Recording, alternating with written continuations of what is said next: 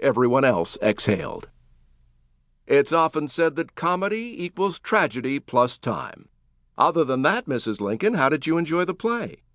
In this case, comedy equaled shock plus about 7 minutes.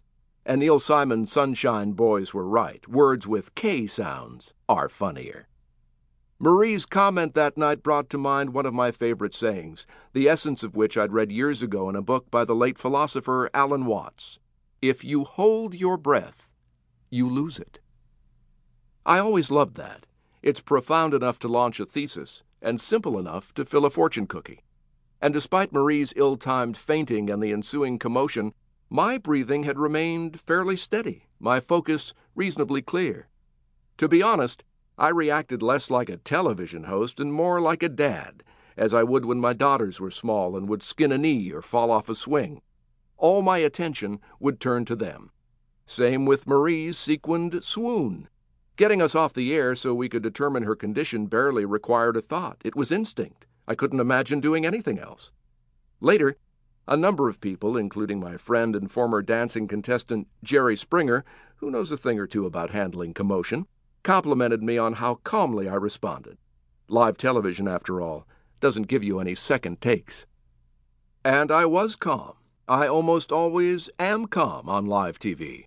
Sometimes the hours I spend hosting Dancing with the Stars are the most relaxed hours of my day.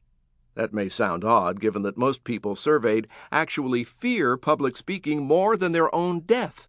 Yes, they'd rather cease to exist than stand up in front of people and talk. Not me.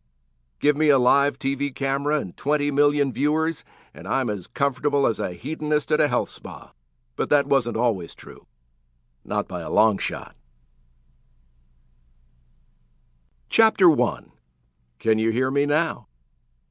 It was a Saturday night in 1972. I was a 17-year-old high school senior, sitting alone in a dimly lit radio studio in my hometown of Haverhill, Massachusetts. I was barely aware of the music I'd put on the turntable. Other things competed for my attention, most prominently, my nerves.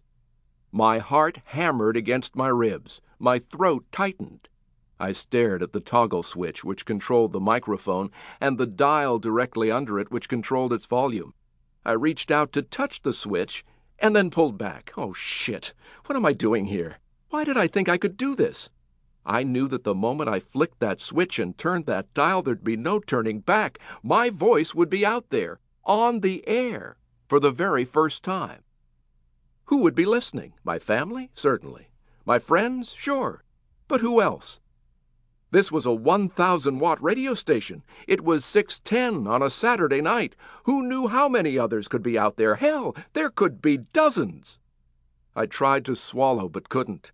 My peripheral vision collapsed, and all I could see were the toggle switch and the dial, the toggle switch and the dial, the toggle switch and the dial. The song was ending. The music was fading, only seconds left. Oh, shit. I have to pee. Or faint. Or both. First I'll faint, then I'll piss myself. Gotta prioritize. No. I had to do it. I could do it.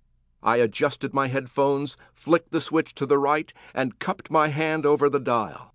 The last notes of America's A Horse with No Name gave way to the crackle of the needle bouncing against the album's center. It was now or never. I turned the dial clockwise, took a deep breath, and, for the first time on the radio, said my name. I had officially begun my career as a broadcaster. And I sucked. Truly, I did. I'm not exaggerating. My proud grandfather recorded the entire 6-hour show, and I eventually listened to about 20 minutes, just enough to consider entering the witness protection program.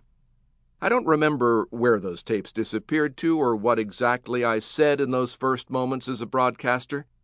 I do remember that my tone was akin to a dental patient trying to chat casually while watching the approaching Novocaine shot, or like Barney Fife pretending to be James Bond.